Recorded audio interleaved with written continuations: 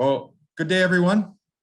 Welcome to the Civil War Museum of Kenosha, Wisconsin's presentation with Dr. Trevor Steinbach on Civil War medicine and electricity.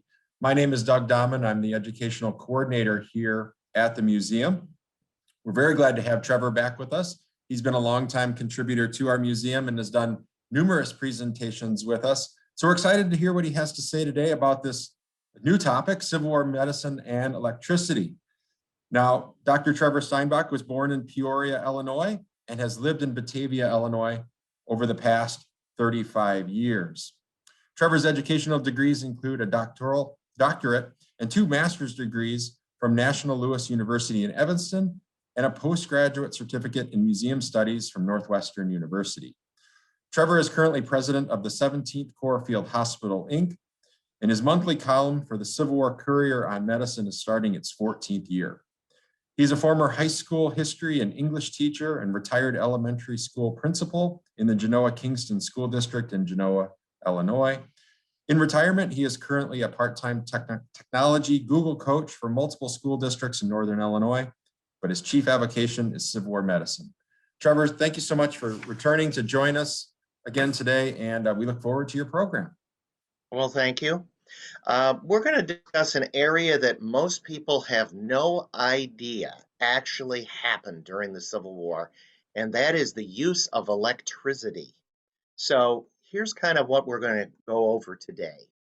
We're going to look at electricity in history and machines in America, medical electricity experimentation in Europe, some of the specialized Civil War hospitals, and especially one in Philadelphia.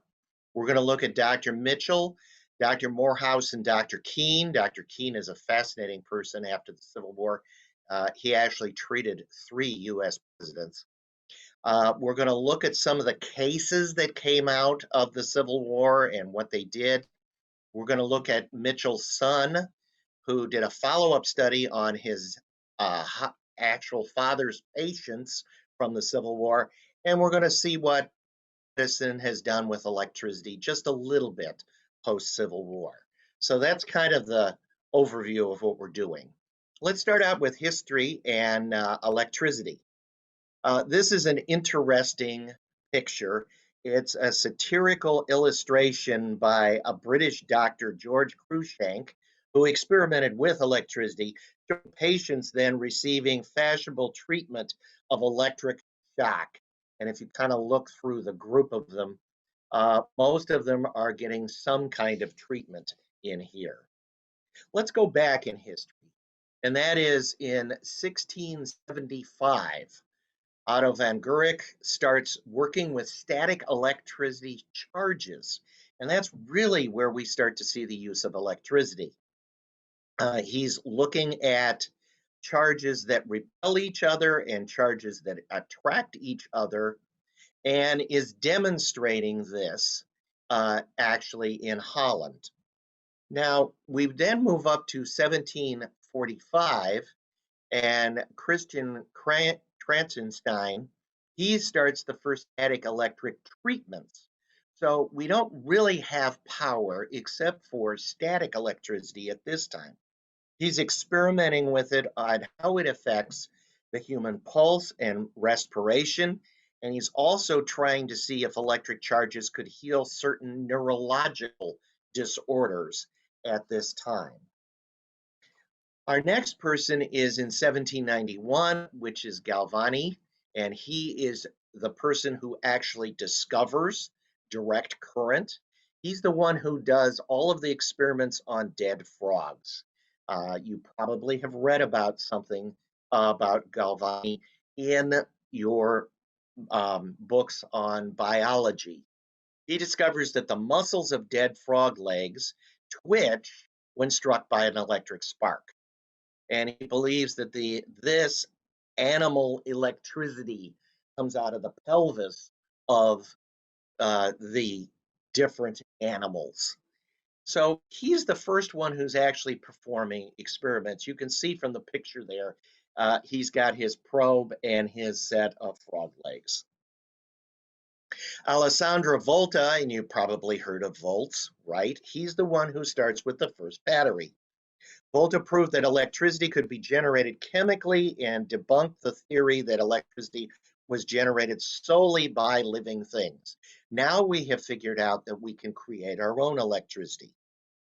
You'll see where the arrow points there, his first battery.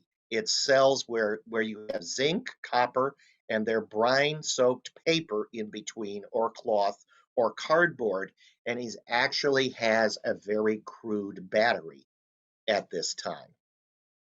Now, Jean-Baptiste Saladares, who's a Frenchman in 1825, he starts using current with acupuncture needles. He's stimulating nerves or finding seats of pain, and he's working with people who have rheumatism, as well as some people who have paralysis. He's also the first person to invent a mechanical blood pump, which he calls a mechanical leech. Now, in many cities, the city that I'm from, which is Peoria, our next person, Michael Faraday, has a street named after him. He's the one who comes up with the induction coil, alternating current. He takes kinetic energy and turns it into electric energy with a spinning coil. And so this is the first time that we're actually using alternating current versus direct current. Of course, direct current, if you go to your flashlight, that's a DC cell. Now we're using alternating current, which is what you have when you plug in to any light socket in your house. By the time we get to 1831 to 34, we have Joseph Saxton, who works with the British Association for the Advancement of Science, and he has a magnetoelectric machine, which he shows a spark.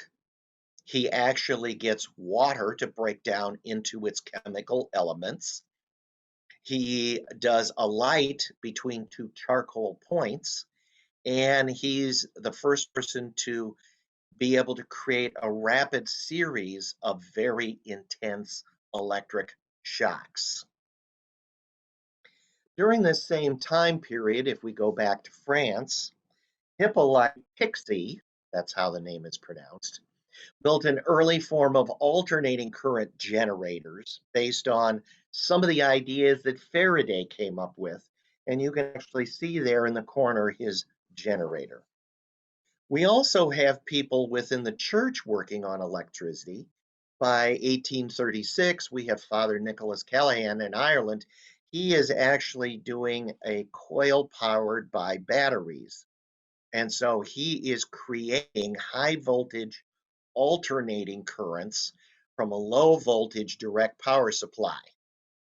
He is experimenting with wet cells. He is at St. Patrick's College near Dublin, and because that's a theological college, we don't really see a lot of his scientific ideas appearing in the literature of the time period.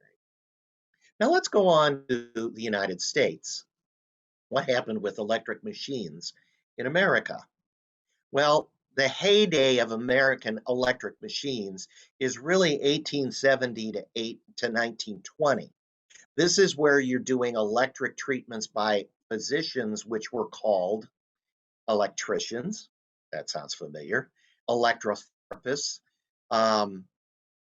and physical therapists. Everybody is trying to do something with electricity. It's become the new hot area within the medical field. Now, one of the problems we have with electricity is that prior to the Civil War, we didn't have a lot of battery machines. They were dealing with messy acids, replacement parts, all kinds of problems in generating electricity to be able to use it into some kind of medical system. Actually, in 1854, we have the first patent that comes out during this time period. Joseph Saxton, who's in America now, he's come over from Britain, designs an electromagnetic device in 1832. He builds this and he shocks his tongue. Now, he produces AC current, and he also produces DC current out of his machine. Um, he's quite an inventor. And when he comes to America, he also makes standard weight devices so that the US Mint can get its coins to weigh approximately the same. Now, the other thing that comes into America is machines, again, starting in Europe and appearing in America and starting the process of using electricity here. We have Edward Clark, he's an instrument maker in Ireland, later in England. He takes in 1833 a pixie machine to Faraday, so he takes it from France to England. He develops his own machine in 1835, but the problem is the machine that he makes is far too strong for any kind of medical use. The real person who starts the process in America is Charles Page. Now, he's an MD from Salem. He's got a degree in science from Harvard and an MD from Boston. And what he does is he looks at all kinds of different machines that are out there. Now, in 1841, he goes to Washington City, we call it Washington, D.C., and he starts a job in the patent office. By 1850, he's doing government research to build electric engines for locomotives. Part of the problem that this man has is he builds the next year his first train and a 5-mile track, and the batteries aren't very good, and he gets about a mile down the track, and the entire system dies, and it takes him about 2 hours to get back to Washington. Now, he's during the Civil War working in Washington, D.C.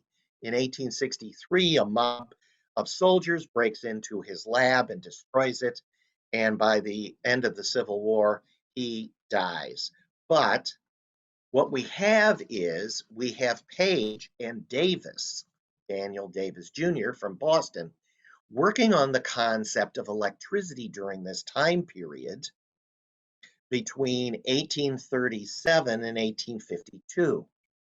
And Davis puts Page's equipment into his catalog, and he prints in 1842 his first edition of the Manual of Magnetism, where he describes the different kinds of things that are out there, and he also sells equipment. Now, he's actually starting to produce a magnetoelectricity and thermal electricity. Magnetoelectricity is kind of like a windmill today, okay? Something turns the magnets, and as a result, in the box, you create electricity. You see an example here over on the side. He starts with medical application in his first booklet in 1846. He produces a booklet in 1848 and 1852, and by 1852, in his fourth edition, he's got over 332 pages of text. Now, he has this electromagnetic machine. He then patents it in 1854. Now, there's an extremely wise inventor called Kidder. And what he does is in 1855, he buys the patent for about $80,000 today. You know how we kind of call all tape Scotch tape?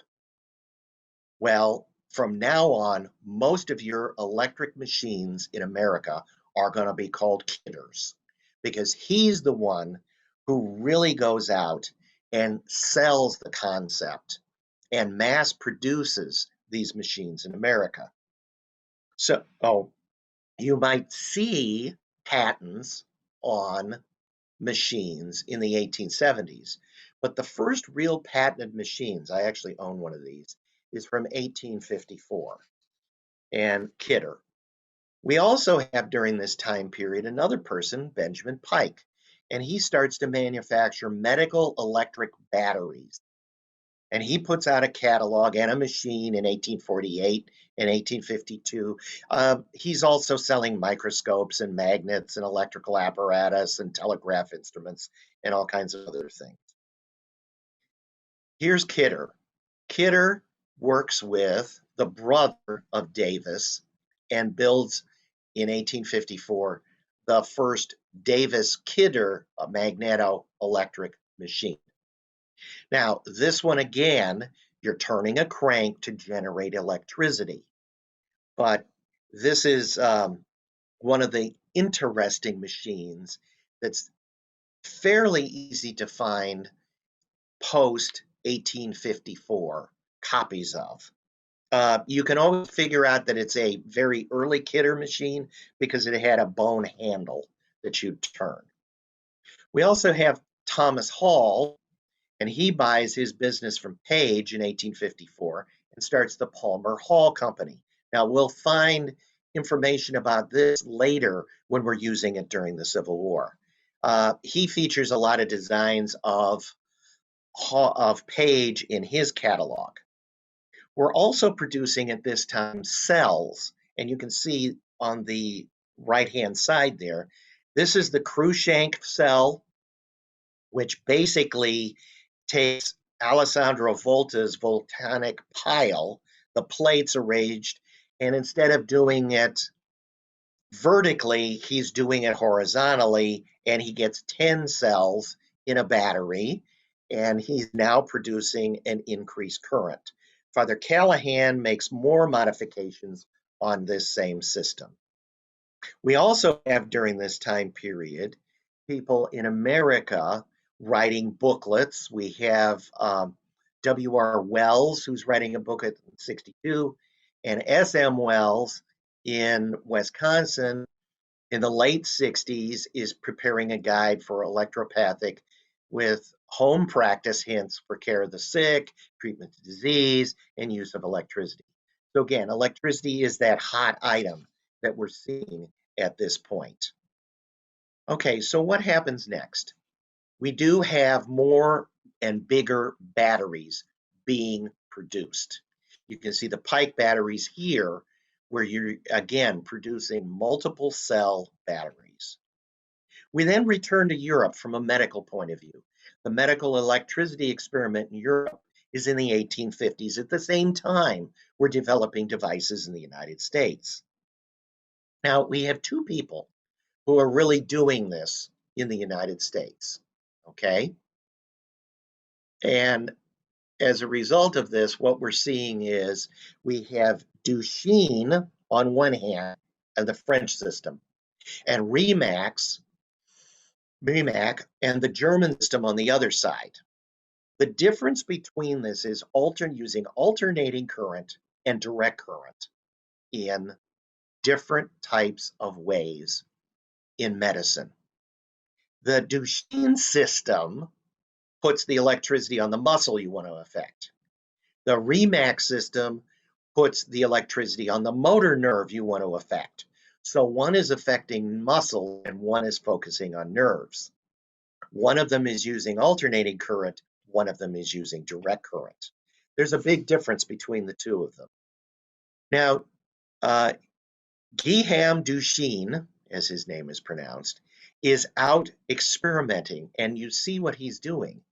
He is stimulating with a wire coil system the muscles he wants to figure out affect, in this case, the face. Which muscles, if stimulated, make you smile, make you frown? That is what he's discovering in France. He's doing muscle contractions, and he's taking pictures of these muscle contractions, and discovered that most motions were caused by a group of muscles rather than just a single muscle. He is using AC, but he's also finding that he can start to treat paralysis by applying high current to some patients and make some progress. Now, he does publish a book.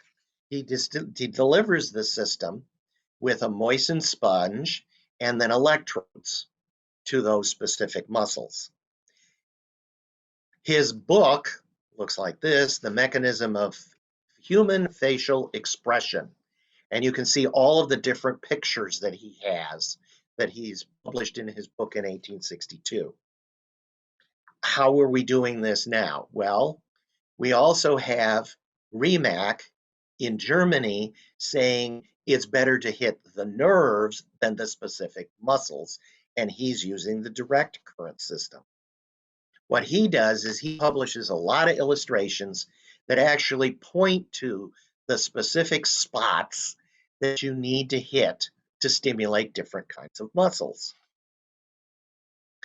In male patients, what he says is that you should avoid certain parts of the body, okay, like the clavicle, the scapula, stay away from the heart, and other bony areas like your funny bone on your arm during this time period. For male patients, what he's actually doing is getting rid of their stockings and get them down to their undergarments and put their feet on a piece of copper and then applying the spot that he wants to stimulate some other muscle with an electrode. For women, what they're actually doing during this time period is they're removing their dress, loosening their undergarments, and putting a sheet around them, and then stimulating the area that they need to stimulate. So overall, that's what they do, avoiding certain parts of the body. Now, Dungleson, in his General Therapeutics in 1857, starts to talk about nerves, nerve wounds, and can we do things with electricity? He brings in Cruikshank's materials, Clark's materials, Duchesne's ideas, and the idea of the acupuncture with electricity. So acupuncture with electricity is not a modern invention. It is something very, very old. So let's go to the Civil War. Under Surgeon General Hammond, what do we have? We have specialized ward hospitals, eyes, syphilis, stumps, heart, lungs. And as a result of this, when we go to Philadelphia, we have the Electric Hospital, a hospital that is using electricity for research. Now, it's not a single hospital in itself. There were 3 different hospitals that worked with electricity during the Civil War. Here are the 3 major hospitals. We have Filbert Hospital, we have Christian Hospital, and the bulk of the research was finally done at Turner's Lane Hospital. So Turner's Lane is the top hospital, really, for electricity during the Civil War. And Turner's Lane is very, very close to the U.S. lab that produced all of the different kinds of chemicals and drugs that were sent out to the soldiers. You'll also know that it's close to an invalid corps camp, and that will become relevant just a little later. So how do these hospitals work? Well, the first hospital that starts to experiment with electricity is Christian Hospital, then Filbert Hospital, and finally Turner's Lane. Now, it all involves these 3 people, Dr. Mitchell, Dr. Morehouse, and Dr. Keene, and their use of electricity and specific research. As they worked in all 3 of these hospitals. Here's Dr. Mitchell on your left, Dr. Morehouse in the middle, and Dr. Keene on the other side. Dr. Mitchell graduated from Jefferson Medical School. He was a close friend of Hammond, the Surgeon General. He was a private physician in Philadelphia. Dr. Keene, on your right, he assisted Mitchell with his snakebite studies. He served as the regimental surgeon at the First Battle of Bull Run as a 90-day assistant surgeon for the 5th Massachusetts. He was in medical school at the time. After the battle in his 90 days, he comes back. He finishes medical school. He is also at the Battle of Bull Run 2 and also at Antietam. Morehouse is a classmate of Mitchell, and he's a private physician in Philadelphia. So these guys all knew each other. Their ages, as you know, they're all pretty young doctors, especially Keene. So they worked with each other. Mitchell and Morehouse started Filbert. Mitchell and Morehouse moved to Christian. Mitchell and Morehouse moved to Turner's Lane, and then he requests Keene join them.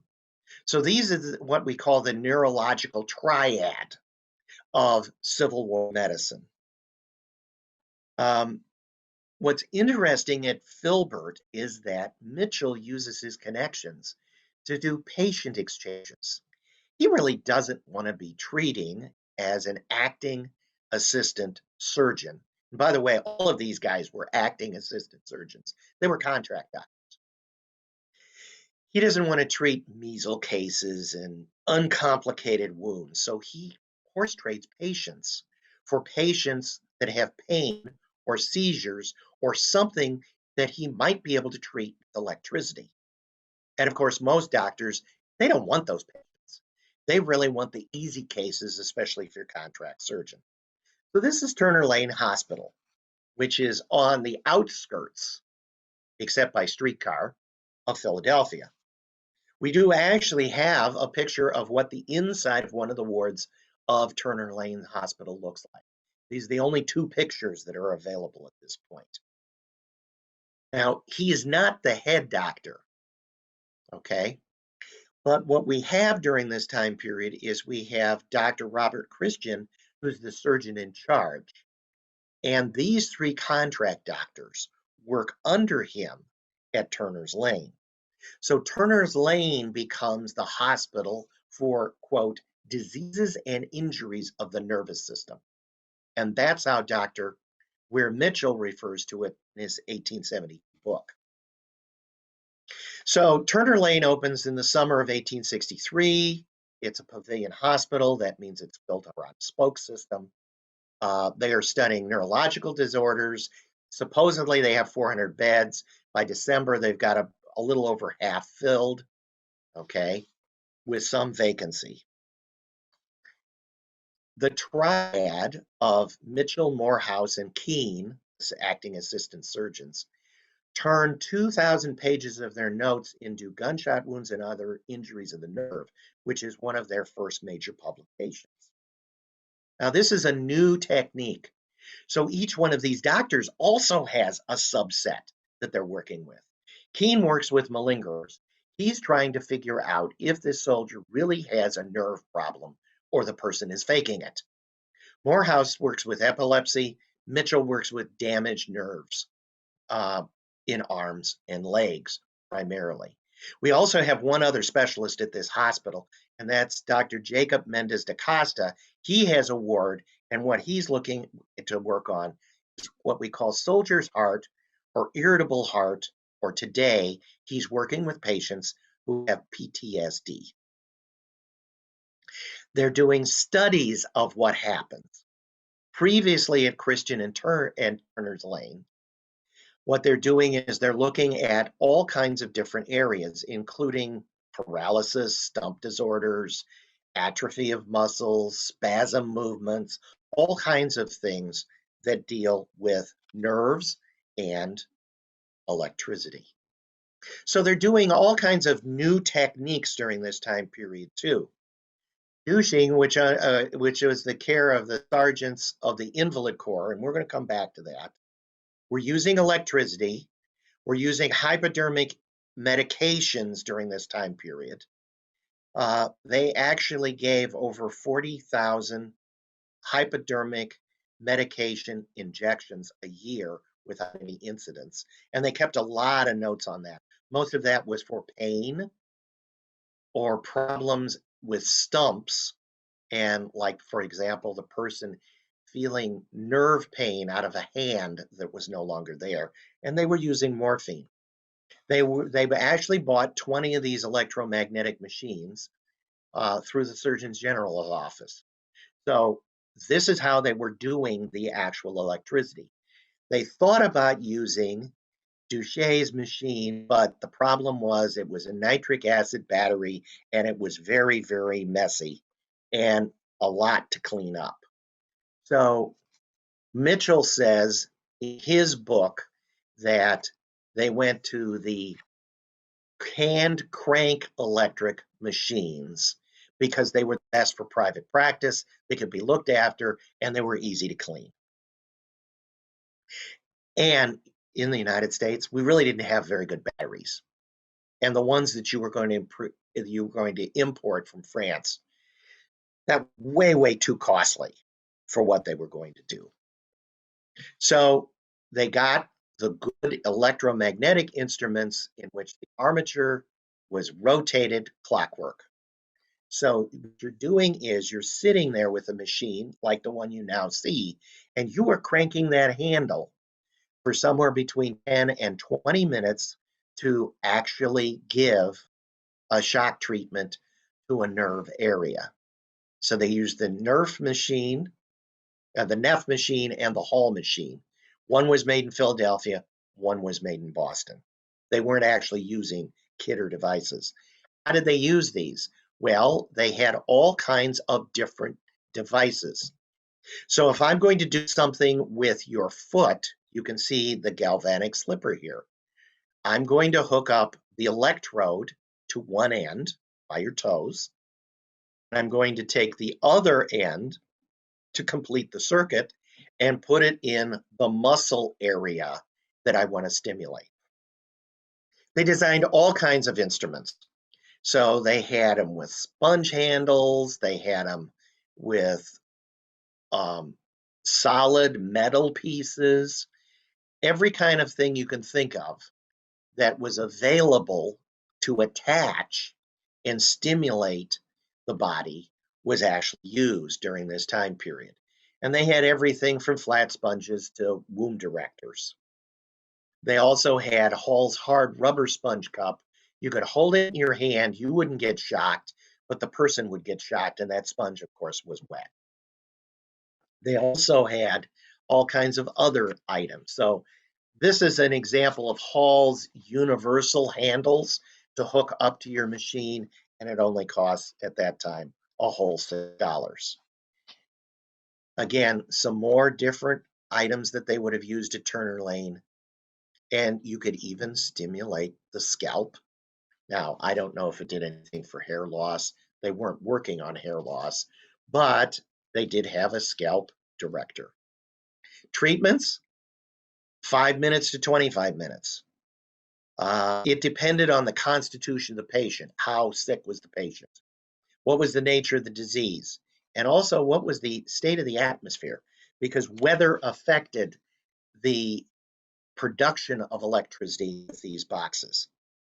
Usually what they did was they started out very, very short, and they repeated it every other day or 2 or 3 times a week, and they reduced the treatments as the muscles and the nerves responded. By the way, by the 1872 book, Dr. Mitchell says you need to go 15 to 30 minutes with this. Cases of paralysis was his big area. He divided them into 3 areas. You can't cure it. You might relieve some of the symptoms, or you might cure the patient. So they would shock the muscles. If the nerves were not compromised, then we probably could do something with this.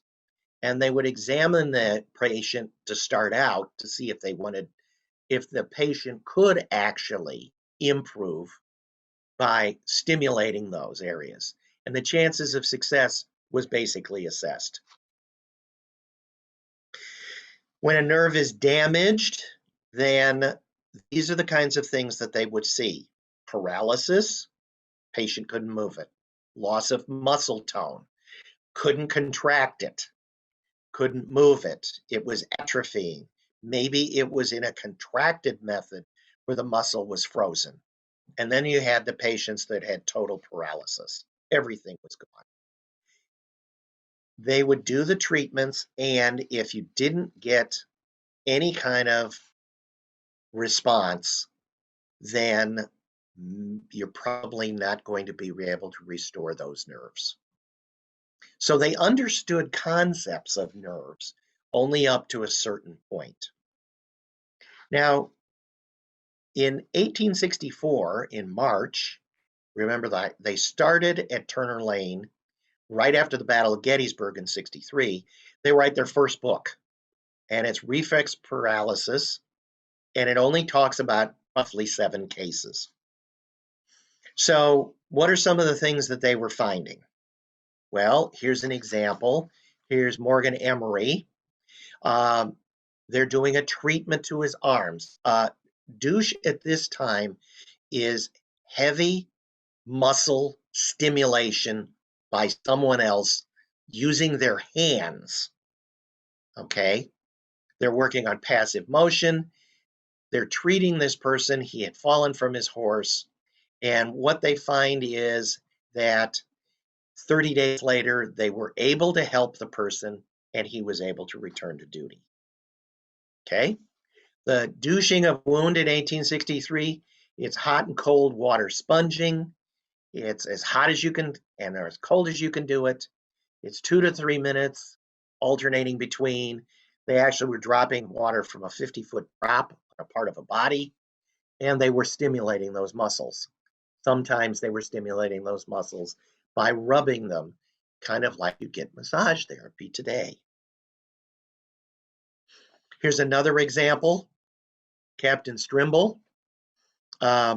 He gets a wound on the right side of his neck. As a result, he ends up at Turner Lane, and they're using active and passive movement. They're using electric treatments. He retained most of his motion. He could raise his hand again, okay? But second set of treatments was recommended, and he still had loss of feeling in one finger, but he regained, again, most of his movement. So this was pretty much a success thing. And this was where he had his actual spot that he was hit. Shampooing a wound is another thing that you do in 1863, and that is rubbing, massaging. And they had invalid cord people that they called rubbers. Those were some of the men who became real experts, and they had to do it maybe over an hour. But again, right next to Turner Lane is an invalid hospital. So as a result, we can use those people to train and provide this service at the hospital. Here's the Invalid Corps Hospital, and here is Turner Lane Hospital. So we do this shampooing. It becomes, the muscle becomes red, the limb becomes warm or hot, and after that, it was easier to apply the electric treatment, according to Dr. Mitchell. So this is kind of deep tissue massage as what you do up today. One of the things it did do is it broke up scar tissue, which is what they do today, especially after you've had surgery. Let's say you broke your wrist, and so to break up the scar tissue where they did the repair, they would do deep tissue massage. Here's another example. Here's Jacob Demuth. He got a fragment of his shell in his thigh and lodged in his leg. He was discharged.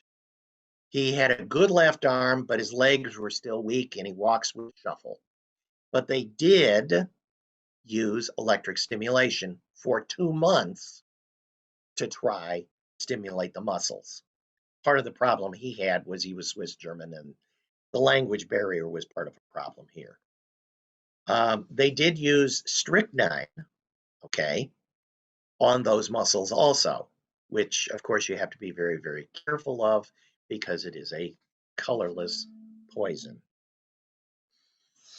Now, one other case is William Arlen, and again, what he had the hot and cold water douches. He had blisters over the upper part of his foot, which they worked with. He had active exercise and stimulation, and in his case, again, his hand and his arm recovered. They tested his all the way down to the foot, and his thigh muscles responded well, so they felt that they could get a pretty good recovery. This person was actually wounded at Gettysburg. Okay, had a couple of more cases in this book, which were very, very incomplete. One of them was Daniel Kent, but they quit treating him because they found he had TB, and TB patients they released because they did not want it to spread in the hospital. What was his conclusions? Well, if you have good muscle tone when you use electric stimulation, then you've got a good healthy organ, and there's a chance that the patient is going to recover. And that was the major concept that he came up with, that they could use shock, and in certain cases, they could cure, in a sense, the paralysis and the motion problems that were out there. By the way, in the winter of 1864, Dr. Keene goes off and studies with Dr. Duché in Paris and looks at what he's doing with currents and the idea of healing the wound and allowing this use. Now, Keene and Morehouse and Mitchell, at the end of the war, copy all of these cards so that they have the data from Turner's Lane, because they are contract surgeons. They are not employed full-time in the U.S. Army. And they had to turn in all of their data at the end of the war. So they copied every one of these cards so that they had the data for further research. There's a lot of publications that come out from 1864, from the Circular, to gunshot wounds, to the American Journal of Medical Sciences. There's things in the Sanitary Commission materials. There's materials in the Medical and Surgical History of the War of the Rebellion.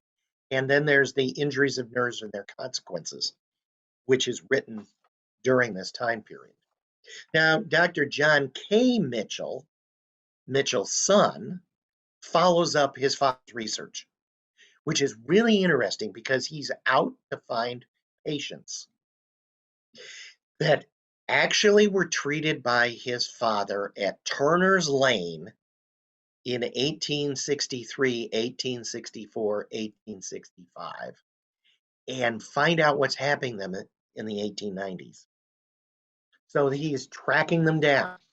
Now, that's fairly easy because his father, Weir Mitchell, stays at Turner's Lane, which becomes the Philadelphia Orthopedic Hospital and Infirmary.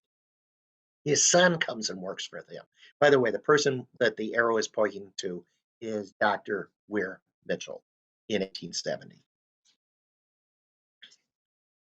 His son writes this book in 1895, and he's looking at the condition of the wounds that were received with his cases. Now, this is 27, 28 years later, based on interviews. The Bureau of Pensions, a Dr. Thomas Ingram from Philadelphia, former medical referee, person who investigated medical malpractice cases, also sent him some interesting cases to include. So not all the cases are used. Some of the patients are dead. Some have incomplete records. Some people they just can't find. Here's a list of, in the back of the book, of people that they just could not find after the war. And they were trying to find these people so that they could do the follow-up study. What kind of things did they ask them? Well, how are you as to the sensation of touch of the body and parts that you were injured with? Do you still feel heat or cold? Do you feel a touch? Do you feel a pinch? Be specific. How much movement to that part have you lost or gained? Is the limb shrunk any? What are the changes in odor of secretions from the injured part? Are there any changes in the character upon the hair of the injured part? Are there changes in the nails? Do they grow faster? Do they grow on the other side? What's happening here? Is the injury upon the neck or face? What changes it? Taken there. If you have any difficulty in answering the question, show your physician this letter and ask him to go over your case. By the way, the long form had 22 questions on it. So it was pretty extensive. What they found was this. Here's a case, okay? It was splitted. They used electricity. The fingers and the thumb were limited. By 1890, basically, the recovery was less than what they found in 1863. So the limb had deteriorated. Here's a case, Chancellorsville. Ball passes through. They give him electric treatments. They use the hot and cold water method, returns nearly to normal. By 1890, it doesn't work below the elbow. It's cold. It's shrunk. Muscles of the palm are wasted. So it didn't have a long-term effect from what they had done. Here's another case that they had. It's by 1890, it's sensitive to temperature. Heat makes it feel if his arm's burning off. Cold causes a prickling sensation. Touch is dull, fair on the inside, nil on the outside of the arm. Can't pick up anything. So what was really good in 1863 has deteriorated by 1890. Here's one more example here. Paralysis muscles did not respond. Scar of touch will make the man faint. Again, really didn't have an impact. A gunshot wound injury in 1864. Can't do any heavy work, but he can flex. Fingers flex, can extend the wrist. And one more example, which is really interesting because the pain got worse during furloughs. He's admitted, and they had little sensation when they were stimulating him with electricity, but they tried. But it really, really didn't help. I love the idea of the sensation of a cat purring in his leg. That's muscle spasms that he has by 1890. So what's the epilogue from all of this work? Well, one of the interesting things is a veteran who says, 43 years after the battle, now for the curious part, I was 24 years old when I lost my arm, and I'm 67. Yet never have I dreamed once that I was not without two arms. And only last night I dreamed I was holding a paper up with my two hands. Thus in my dreams I remained a man with a perfect frame, which awake, I never think of myself otherwise than a one-handed being. And this after 2/3 of my life had fully accustomed me to being with only one hand. Dr. Weir Mitchell gave a speech in 1913 where he says, "We had served faithfully a great cause as earth has known, and passed into a private life, the unremembered, the unrewarded servants of duty." And he probably said this because he was a contract surgeon. So he was paid basically on a monthly basis, but did phenomenal research and tried electric treatments during the Civil War.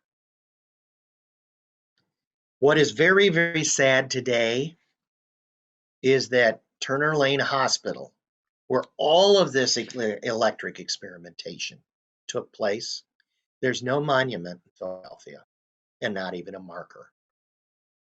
Turner Lane Hospital is about 9.4 miles from the central square. The advantage Turner Lane had was that in 1862, there was a streetcar within a couple of blocks of it. So they could transport patients that way.